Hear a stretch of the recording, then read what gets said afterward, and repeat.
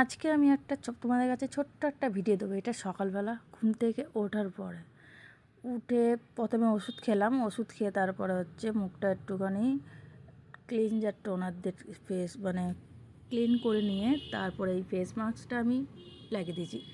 আর একটা কথা, আমি তোমাদের কিন্তু সব বলেছি আমি সবসময় ঘরোয়া জিনিস ইউজ করি, তো সেই অনুপাতে আমি কসমেটিক কম ইউজ করি। হ্যাঁ, কসমেটিক আমি কম ইউজ করি, তো যখন যখন মনে হয় একটু কসমেটিক ইউজ করি তখন, নাহলে বেশিরভাগ ঘরোয়া জিনিস। দেখো কীরকম আমি ওটা ইউজ করেছি, করার পর না আমি নিজেকে দেখছি ভালোই লাগছে, ওই জন্য একটুখানি নিজেকে নিয়ে একটু খেলা করলাম, তারপর ফটো তুললাম। আর কি বলবো, দেখছি বেশ সফট হয়ে গেছে, ভালো লাগছে।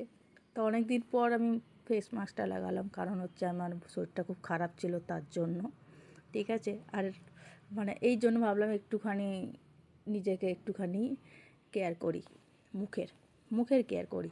তো ব্যাস ওই জন্য ব্যাস একটুখানি কেয়ার করলাম, এটা রোজ তো হয় না, তাই মাঝে সাঝে তার জন্য একটু অবাক হয়ে গেলাম দেখে।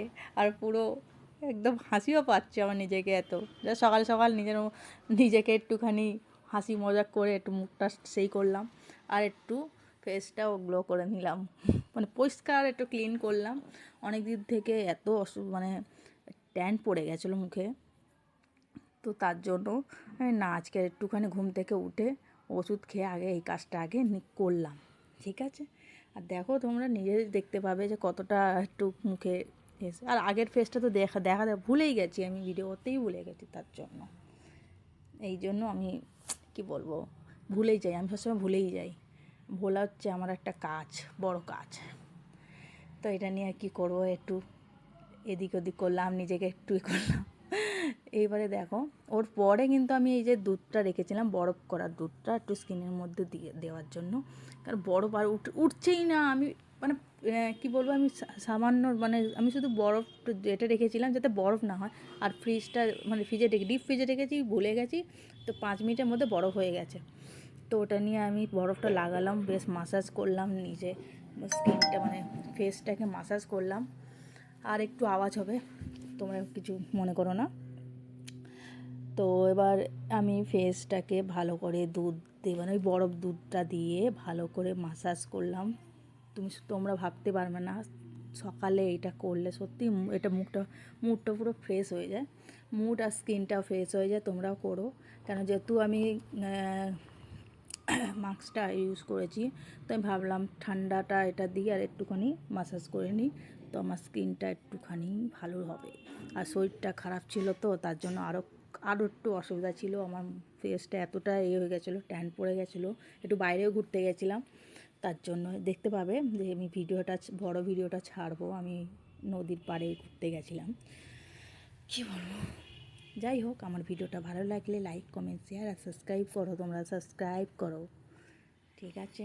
আর দেখো আমি কেন মাসাজটা করছি, যেহেতু আমি হেভি নয়, কত যেটুকু আমার নিজের জন্য যেটুকু সেটাকে আমি করতে পারি, নিজের জন্য আমি মাসাজ, তারপরে যা কিছু নিজের জন্য করতে পারি। তাই ভালো করে একটু মাসাজ করে নিলাম, একটু ফেসটা একটু ভালো করে সুন্দর করে মাসাজ করে নিলে একটু ফেসটা একটু মাসাজের দরকার হয়। তোমরাও সবাই করো, কারণ হচ্ছে ফেস কেন একটু বডি এক্সারসাইজ, বডি এসব কিছু দরকার করা উচিত।